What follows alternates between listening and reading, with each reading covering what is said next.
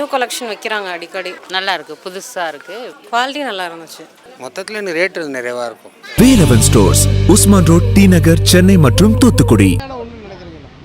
இது தமிழ்நாட்டுக்கு உண்மையிலே ரொம்ப அவசியம். இது ஜாதி வாரி கணக்கெடுக்கிறது எல்லா ஜாதிக்கும், இவருக்கு மட்டும் வன்னியருக்கு மட்டும் கிடையாது, எல்லாத்துக்குமே அவசியம். இது அப்படி எடுத்தால் யார் யார் எந்தெந்த லெவலில் இருக்காங்க, எந்தெந்த ஜாதி எந்த இதில் இருக்குது அப்படிங்கிற மாதிரி அதுக்கு தகுந்த மாதிரி இது கொடுக்க முடியும், உங்கள் சலுகைகள் கொடுக்க முடியும். வேறு இடத்துல ஒழிக்கிறது சீமான் மட்டும்தான், எப்படி பார்க்குறீங்க? அவருடைய இதை பாணியில் பேசிகிட்டு இருக்காரு, அதனால் அவரையும் வர சொல்ல முடியாது. அவருடைய பாணி பேசுகிறாரு. ஐயா ராமதாஸ் சொல்கிறத உடனே நிறைவேற்றுங்க, அவங்க இப்போ சாதி கணக்கு, அதாவது ராமதாஸ் ஐயா சொல்கிறது சரிதாங்கிறாரு. அன்புமணி என்ன சொல்கிறது முக்கால்வாசி பேர் ஏற்றுக்கிறாங்க. சில பேர் வெளியில் சொல்கிறாங்க, சில பேர் வெளியில் சொல்ல முடியாமல் இருக்காங்க. இப்போ சீமான் அவர் வர்றதா இருந்துச்சு, வந்திருந்தா எப்படி இருந்திருக்கும்? இன்னும் நல்லா இருந்திருக்கும். அண்ணன் பேச்சு, சீமானோடைய பேச்சு கொஞ்சம் நல்லா இருந்திருக்கும். இன்னும் ஊடக வெளிச்சமும் அதிகமாக இருந்திருக்கும். வரல மிஸ் பண்ணுறீங்களா? ஆமாம், சீமான் இந்த கூட்டத்துக்கு அண்ணன் வரும்போது மிஸ் 4 நாளைக்கு முன்னாடி கல்யாணத்தில் கூட அண்ணனும் சீமானும் பார்த்துட்டாங்க. சரி, அது எங்களுக்கு ரொம்ப சந்தோஷமாக இருந்துச்சு. சரி, இப்போ இந்த கூட்டத்துக்கு வந்தால் எப்படி இருந்திருக்குண்ணா? இன்னும் மாதம் இருந்திருக்கும். அண்ணன் சீமானன் வந்து இன்னும் கொஞ்சம் மாதம் இருக்கும். ஏன்னா அவர் வந்து அந்த கோரிக்கையில் நிறைவேற்றி கொடுக்கணுங்கிற ஒரு இன்னும் நெருக்கடி பண்ணியிருப்பார். கொஞ்சம் ஸ்பீச் நல்லா பண்ணியிருப்பார், நல்லா பேசியிருப்பார். அடுத்த கூட்டங்களுக்கு எதிர்பார்க்கலாமாண்ணா? கண்டிப்பாக எதிர்பார்க்கலாம். இது தேவையான ஒன்றுன்னு நினைக்கிறீங்களா? அது தேவையான நல்லது தான். சரி, இப்போ ஐயாவும் சின்னையாவும் சண்டை போட்டுக்கிறாங்க. ஆமாம், சண்டை போட்டு தான் இருக்கிறாங்க. அவங்க ஒன்று சேர்ந்தால் நல்லா இருக்கும். ஆயிரும் சாதகமாக நல்லாவும் இருக்கும். அது மாதிரி சேர்ந்தாங்கன்னா எங்கள் 2 பேரும் பெரியவர் பண்ணுறதும் கொஞ்சம் இது பண்ணுறாரு, சின்னவரும் இது பண்ணின்னு இருக்கிறாங்க. என்ன பண்ணுறாங்க? 2026 இப்போ சீமான்லாம் கேட்டிருக்கீங்களா? உங்கள் கொள்கையெல்லாம் சீமான் பேசுகிறாரு. சீமான்லாம் நல்லா பேசுவார். அவர் நல்லா இல்லை, அவரை கொடுத்து அவர் பாமகவோட வந்து கூட்டணி சேர்ந்துட்டு எப்படி இருக்கும்? நல்லா இருக்கும், அருமையாக இருக்கும். நீங்களும் ஓட்டு போடுவீங்களா? ஆமாம், கன்ஃபார்மாக ஓட்டு போடுங்க. ஆமாங்க, ஓட்டு போடுவோம். சீமான் கூட வந்து சேர்ந்துட்டா எப்படி இருக்குண்ணா? சிறப்பாக 2026 ஆட்சி அமைக்கும். சீமானு ஒன்றா சேர்ந்தா கன்ஃபார்முங்க, டபுள் கை கொடுக்குறேங்க. வாழ்த்துக்களுங்க. நான் தருமபுரி மாவட்ட வன்னியர் சங்க தலைவருங்க ரங்கசாமி. சீமானை எப்பயும் வரவேற்கிறேங்க. ஐயா எங்கே இருந்தாலும் இன்னைக்கு இந்த கூட்டத்துக்கு வந்திருந்தாலும் இன்னும் சிறப்பாக இருந்துருக்கோம். அதே மாதிரி தாலுகா ஆஃபீஸு, பிடி ஆஃபீஸுக்கு போ, நீங்கள் என்ன ஜாதின்னு கேட்குறாங்க. அதான் நம்ம ஜாதி இருந்தால் நம்ம பசங்களுக்கு இதாக கிடக்கிறோம். இன்னொன்று இந்த மது ஒழிக்கணும்னு சொன்னாங்க. எல்லாம் ஒன்றா சேர்ந்தால் மது ஒழிக்கலாங்க. நம்ம அன்புமணி எல்லாம் கூட்டணி சேர்ந்தால் தான் இதை ஒழிக்க முடியும். நான் கூட்டணி எல்லாம் சேர்ந்தால் ஒழிக்க முடியும். அவர் மட்டும்தான் முடியாதுங்க. இதுக்கு ஒத்துழைக்க வேண்டும். 2026 அமோக வெற்றி பெறணும். உங்கள் கட்சிக்குள்ளே சண்டை இருக்குது தலைவருக்கும், அது குடும்ப பிரச்சனைங்க.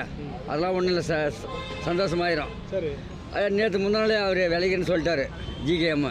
அவர் உங்கள் கொள்கைகளோட நாம் தமிழர் கட்சி சீமான் ஒத்து போகிறாரு. நாம் தமிழர் கட்சியும் பாமக கூட்டணி அமைச்சு எப்படி இருக்குங்க? சிறப்பாக இருக்கும், சிறப்பாக வரவேற்குங்க. நீங்கள் எதிர்பார்க்குறீங்களா? கண்டிப்பாக 100க்கு 100 கன்ஃபார்மாக இருக்குங்க. கை கொடுங்க, வாழ்த்துக்கள். ஆனால் அந்த அரசியல் பார்வைங்கிற அரசியல் பார்வை சொல்லுங்கள். ஆனால் நீங்கள் சொல்லுங்கண்ணா, எதுக்காக இந்த போராட்டம் நடைபெற்றதுண்ணா? இந்த போராட்டம் வந்து ஜாதி வரி கணக்கெடுப்பு, இடஒதுக்கீடு, எங்களுக்கு அனைத்து ஜாதிகளுக்கும் இடஒதுக்கீடு வேண்டும். அந்த இடஒதுக்கீடு பேரில் பெரும்பான்மையான ஜாதிகள் எந்த ஜாதிக்கு அந்த ஜாதிக்கு ஏற்றபடி இடஒதுக்கீடு எங்களுக்கு கிடைக்கணும். அது மூலிமா எங்கள் சமுதாயம் மற்ற சமுதாயம் மேலே வரணும். வேலைவாய்ப்பில் அவங்களுக்கு இடம் கிடைக்கணும், அவங்க முன்னுக்கு வரணும் என்பது தான் இந்த போராட்டம். இந்த போராட்டத்துக்கு குறிப்பாக வந்து அண்ணன் சீமான் அவர்களுக்கு அழைப்பு கொடுத்துருச்சு. ஏன்னா அவர் ஒரு சைட்லேருந்து இந்த மாதிரி வன்னியர்கள் இவ்வளோ பேர் இருக்காங்களே, ஏன் வந்து அவங்களுக்கான சம உரிமை நீங்கள் கொடுக்க மாட்டேங்கிறீங்கன்னு தமிழக அரசு கேட்டிருந்தாரு. அண்ணன் சீமான் வந்திருந்தாரான்னா அவர் அதை பற்றி என்ன நினைக்கிறீங்க? சீமான் எல்லாரும் வந்தாலும் நாங்கள் வரவேற்கிறோம். எல்லா சமுதாயத்தையும் வரவேற்கிறோம். நாங்கள் 108 ஜாதிக்கு இடம் கேட்கிறோம். எங்களுக்கு மட்டும் இல்லை, நாங்கள் இல்லை, ஒன்றுபட்டால் ஒன்று வாழ்வு. எல்லா சமுதாயம் நல்லா இருக்கணும்.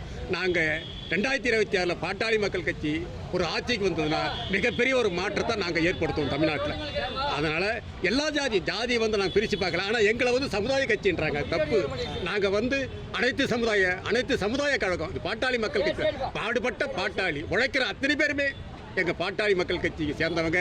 அனைவரும் நல்லா இருக்கணும், அனைவரும் மேலே வரணும், அனைவரும் வேலை வாய்ப்பில் முன்னுக்கு வரணும். இளைஞர்களுக்கு பாதுகாப்பு கிடைக்கணும், இளம் பெண்களுக்கு பாதுகாப்பு கிடைக்கணும், நாடு சுபிட்சமாக இருக்கணும், விவசாயம் பெருகணும், வேலைவாய்ப்பு பெருகணும். இதுதான் எங்களுடைய. ஆனால் இவ்வளோ உயர்ந்த குறிக்கோளோட இருக்கீங்களா? ஆனால் அவங்க எல்லாரும் ஜாதி வெறியன்னு சொல்கிறாங்க, நிறைய பேர் சொல்கிறாங்க. அதாவது ஒருத்தவன் அழிச்சா தான் ஒருத்தர் உருவாக முடியும். எங்களை அப்படி சொல்லி எங்களை நசிக்கிட்டாங்க. நாங்கள் ஜாதி வெறி பிடிச்சோல்ல, சமூக உணர்வு கொண்டவன், அனைத்து சமுதாயம் அரவணைக்கின்ற ஆற்றல் படைத்தவங்க, அனைவரையும் அன்போடு இன்னைக்கு எங்களுடைய மருத்துவர் சின்னையா அவர்கள் யாரையுமே புறக்கணிக்கல. எல்லா சமூகம் ஏற்றுக்கிறோம். அன்றைக்கு ஒரு காலத்தில் ஜாதி கட்சின்னா இது வன்னியர் கட்சின்னா, இன்னைக்கு இல்லை, எல்லா சமுதாயம் ஏற்றுக்கிறோம். யாதவர், முதலியார், நாயுடு, இப்படி பல்வேறு சமுதாயம் எங்களை ஏற்றுக்குது.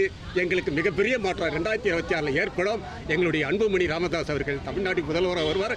நாங்கள் இளைஞர்களுக்கு ஒரு மிகப்பெரிய ஒரு எதிர்காலம் காத்திருக்கு. கடைசி ஒரே கேள்வி, சீமான் மட்டும்தான் வந்து இதுக்கு குரல் கொடுக்குறாரு குறிப்பாக. மற்றவங்களாம் கூட உங்களை என்ன சொன்னா கூட ஐயா சொல்கிறது சரிதான், ஏன் ஐயா கோரிக்கையை ஏற்றுக்கிற மாட்டீங்கன்னு சீமான் சொல்கிறாரு. சீமான் ஒரு அரசியல் என்னென்ன பார்க்குறீங்க? சீமான் நீங்கள் அழைப்பு கொடுத்து வரலைன்னா அது சீமான் வரலைன்னா அவருடைய சூழ்நிலைக்கு செய்யணும்னு தெரியாது. சீமானும் ஒரு சிறந்த அரசியல்வாதி, எங்களுக்காக ஆதரவு கொடுக்கக்கூடிய அவர் எங்கே இருந்தாலும் அவர் எங்களை வாழ்த்து கொண்டு இருப்பார். அதனால் எங்கள் ஐயாவும் சரி சின்ன ஐயாவும் சரி தனிப்பட்டவர்கள் 2 பேரும் ஒரே ஒரு கொடியில் பூத்த மலர்கள். எங்களுக்கிட்ட கருத்து வேறுபாடுகிறது. அந்த கருத்து வேறு வர சட்டமன்றத்தில் கலையும் நாங்கள் மிகப்பெரிய நாங்கள் சேர்ந்த அணி வெற்றி பெறும். நாங்கள் ஆட்சி அமைப்போம். ஜாதி வெறின்ற ஒரு இயக்கமே பாட்டாளி மக்கள் கட்சியில் இல்லைங்க. பாட்டாளின்றது வந்து பலதரப்பட்ட மக்களை ஒன்றிணைத்து அதனுடைய ஒரு தலைமை தான் பாட்டாளி. வெறும் பாட்டாளின்றது ஜாதி கட்சி இல்லைங்க. சமூக நீதியிலேருந்து வந்தது தான் பாட்டாளி மக்கள் கட்சி. அதனால் பாட்டாளி மக்கள் கட்சி ஜாதி கட்சின்னு முத்திரை கொடுத்துறவங்க ரொம்ப முட்டாளுங்க. அவங்க ரொம்ப கீழ்த்தரமானவன் தான் சொல்ல முடியும். அவளே உங்களோட கோரிக்கைகளை மேலும் மனசு இருக்கிறது மாதிரி அண்ணன் சீமான் குரல் கொடுக்குறாரு, எப்படி பார்க்குறீங்க? சீமானை மனசார நாங்கள் வரவேற்கிறோம். பாட்டாளி மக்கள் கட்சியில் அவருடைய கொள்கை எங்கள் கொள்கையோட ஒத்திட்டு போகுது. அவர் வந்து எல்லாரும் இளைஞர்கள் நல்லாக்குன்னு நினைக்கிறாரு. அதனால் அவரை வந்து குறை சொல்கிறதுக்கு வாய்ப்பு இல்லை. இளைஞர்கள் பட்டாலும் ஐயா கையிலையும் சீமான் கையிலாம் இருக்குது. அதனால் அவங்களாம் ஒன்றே இணைஞ்சு ஒரு கோட்பாடாக இதில் இந்த வர சட்டமன்ற தேர்தலில் கூட்டணி இல்லைனா கூட அவங்க கொள்கை ரீதியாக போராடுறாங்க. அது வெற்றி பெறத்துக்கு நிறைய வாய்ப்புகள் இருக்கிறது. இப்போ சீமான் வந்திருந்தா இன்னும் சிறப்பாக இருந்திருக்கோம். அதை நாங்கள் பாராட்டியிருப்போங்க. இல்லை எங்கே இருந்தாலும் சீமான் வந்து ஐயாவை வாழ்த்திட்டு தான் இருக்கார். ஐயா கொள்கையை தான் பேசிகிட்டு இருக்காரு. எந்த மேடையில் பேசினாலும் ஐயா சொன்னால் நான் அதை ஏற்றுக்குவேன், ஐயாவுடைய கொள்கையை நான் பின்பற்றுறேன்னு பல இடத்துல மேடைகளில் பேசியிருக்காரு. நாங்கள்லாம் வந்து ஜாதின்ற ஜாதி இல்லாத எந்த இடத்துலையும் மக்கள் வந்து எல்லா இடத்துலையும் ஸ்கூலில் போனாலும் ஜாதியை கேட்குறான், ஒரு அரசாங்கத்துக்கிட்ட போனாலும் ஜாதியை கேட்குறான். ஜாதின்றது அந்தந்த மதத்தை சேர்ந்தவன் அவனுக்கு உரிமையை தான் ஐயா கேட்குறான். எல்லாருடைய உரிமையும் சேர்த்து பங்கீடாக பிரித்து கொடு அப்படின்னு தான் கேட்குறாரு. ஒரு தனிப்பட்ட வகையில் பாட்டாளி மக்கள் கட்சிக்காக கேட்கல இதுவரையிலையும். எல்லாம் கேட்குறாரு. கேட்கும்போது எங்களுக்கும் உண்டான உரிமையை கொடுன்னு ஐயா கேட்குறாரு. அடுத்த தடவை அண்ணன் சீமானும் சேர்ந்து இந்த கூட்டத்துக்கு வந்தால் எப்படி இருக்கணும்? சிறப்பாக நம்பர் 1 இருக்கும். பாராட்டும். நீங்கள் சொல்லுங்கள். இல்லை அப்படி அதை மட்டும் சொல்லுங்கள். நீங்கள் எப்படி நான் பார்க்குறீங்க? அண்ணன் சீமானும் இதுக்கு வந்துட்டாருன்னா எப்படி இருக்கும்? பாராட்டுவோம், வரவேற்போம். எப்படி பார்க்குறீங்கன்னா சீமான் வந்து சிறந்த அரசியல்வாதி, ஒரு இளைஞர். கூட்டணி வந்தால் வரவேற்போம், பாராட்டுவோம். மக்கள் எங்களுடைய ஒத்துழைப்பு பயங்கரமாக இருக்கும். பாட்டாளி மக்கள் கட்சி வன்னியர்களால ஒரு ஜாதி வெறியர்கள் அப்படின்னு சொல்கிறாங்க. எப்படி நாங்கள் கட்சி ஆரம்பிச்சிலேருந்து இன்றைக்கி தலித்துக்கு தான் அமைச்சர் பதவி, பொதுச் செயலாளர், தலித் மந்திரி 2 மந்திரி கொடுத்துக்கிறோம். பொதுச் செயலர் எங்கள் கட்சியுடைய கொள்கையே பொதுச் செயலர் எஸ்சி. அப்போ எப்படி ஜாதி கட்சி சொல்ல முடியும்? அம்பேத்கர் சிலை வட மாவட்டம் பூரா எங்கள் மாவீரன் குராலு எங்கள் மருத்துவர் ஐயாவில் தான் வட மாவட்டம் பூரா அம்பேத்கர் சிலை திறந்தோம். இன்றைக்கி அம்பேத்கர் சிலைக்கு நினைவு நாளுக்கும் பிறந்த நாளுக்கும் மாலை போட்டு சிறப்பாக வச்சுருவோம். எங்களுடைய கொள்கையே அம்பேத்கருடைய கொள்கை ஜனநாயகம், சமத்துவம். கார்ல் மார்க்ஸ், அம்பேத்கர், பெரியாருடைய கொள்கை தான் எங்களுடைய கொள்கையே. இந்த ஜாதிவாரி கணக்கெடுப்பை சேர்ந்து சீமானும் ஐயா ராமதாஸும் ஒன்றா நின்று ஒரு மேடையில் பேசணும், எப்படி இருக்கும்? அது இப்போ பயங்கரமாக இருக்கும். வெற்றி கிடைக்கும். எப்படி பார்க்குறீங்க? இந்த மாநாடோட முக்கிய தத்துவம் என்னன்னு நினைக்கிறீங்க? அனைத்து சமுதாய மக்களும் முன்னேறணுன்றது பார்க்குறோம்.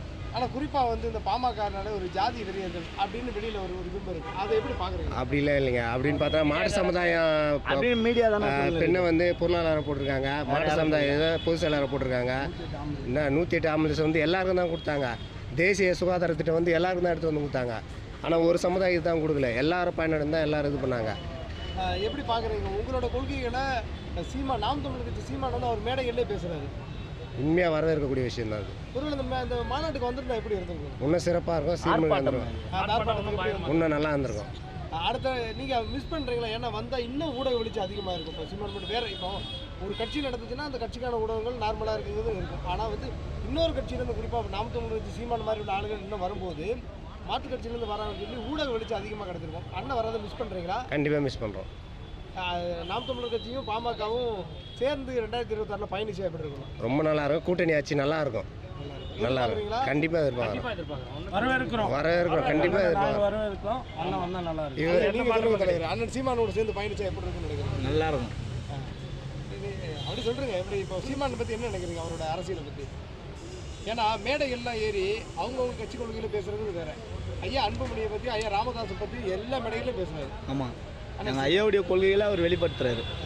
ஆனால் நாம் தமிழர் கட்சியும் பாமக கூட்டணி சேர்ந்து பயணிச்சா நல்லா அமோகமாக இருக்கும். நீங்கள் சொல்லுங்கள். எல்லாமே சூப்பராக தான் இருக்கும். சின்னையா ராமதாஸ் கூட சேர்ந்தா எல்லாமே நல்லா தான் இருக்கும். சீமான் ஒன்று நம்மளே கூட வந்து சேர்ந்தா இன்னும் அருமையாக இருக்கும். சீமானும் ஐயா அன்புமணி ராமதாஸும் கூட்டணி இன்னும் நல்லா வலுப்பெறும். ஆமாம், மக்கள் நல்லா தாராளமாக ஆதரவு இருக்கும். அதை வச்சு எந்த மாற்றமும் கிடையாது.